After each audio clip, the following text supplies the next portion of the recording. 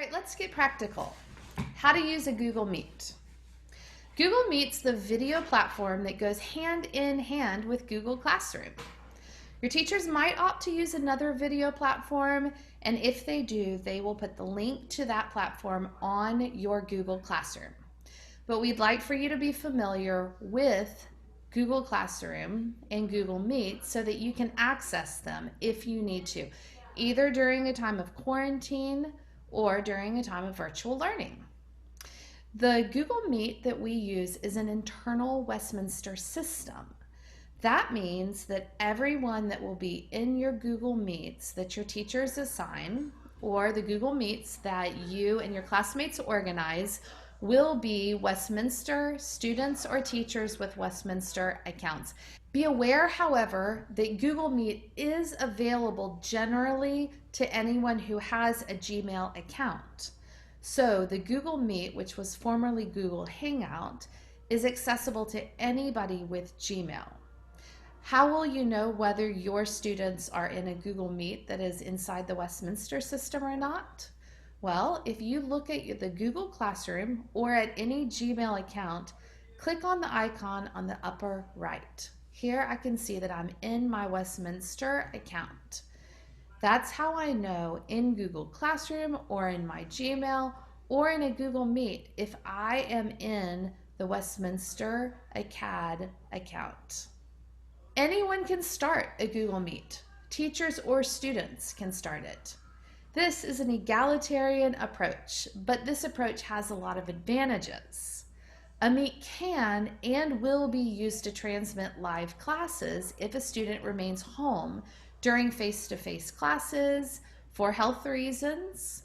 But a Meet can also be used for brainstorming or for study sessions or for groups of students to do project work. So how do you even go on a Google Meet? From the 9-pin inside of a Google Classroom or inside of any Gmail account, choose Google Meet. It's the green bubble with a video camera icon inside of it. Once you choose that, click to join or start a meeting. When you join or start a meeting, you will be joining or starting with a code word, or you could, from one of your classes, click a Meet link that's located at the top of the class. Your teacher will instruct you on whether you should join with a Meet link or whether you should join with a password.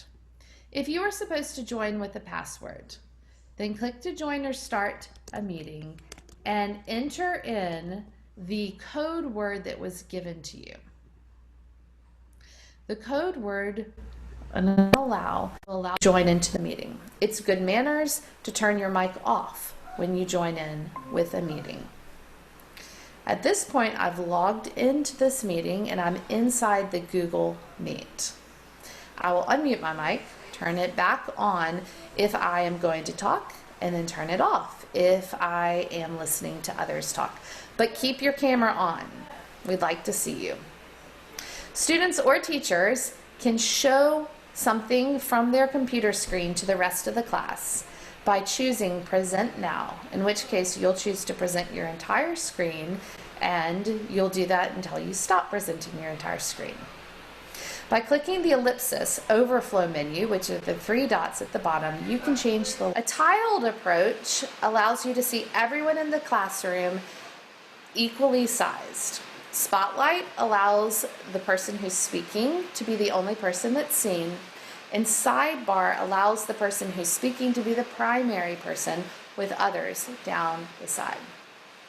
If a student has to remain at home for health reasons, the classes will open a Google Meet with a code word, and the student will join in each class and learn along with the students who are in class at the same time.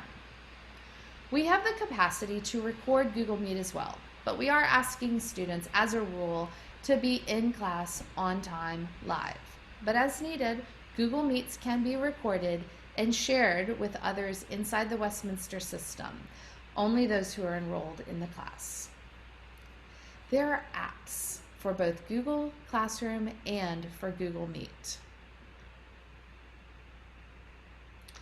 The apps for Google Classroom and for Google Meet are helpful and they are easy to use. The Google Meet app is a useful tool if multiple siblings are using different devices and one needs to be on a live class. The app allows a live class from a smartphone or from an iPad. It's rather streamlined, but it's very easy to use. The Google Classroom app is a useful tool also, not just for turning in assignments, but also because it enables notifications. The student will know immediately when work is graded and returned, and the student can check that work. Google Meet is a secure and a respected video conferencing platform. We expect Google Meet to be useful to us and helpful on an as-needed basis. After we finish this video, the last video that we'll be addressing in our Getting Ready for School series is troubleshooting.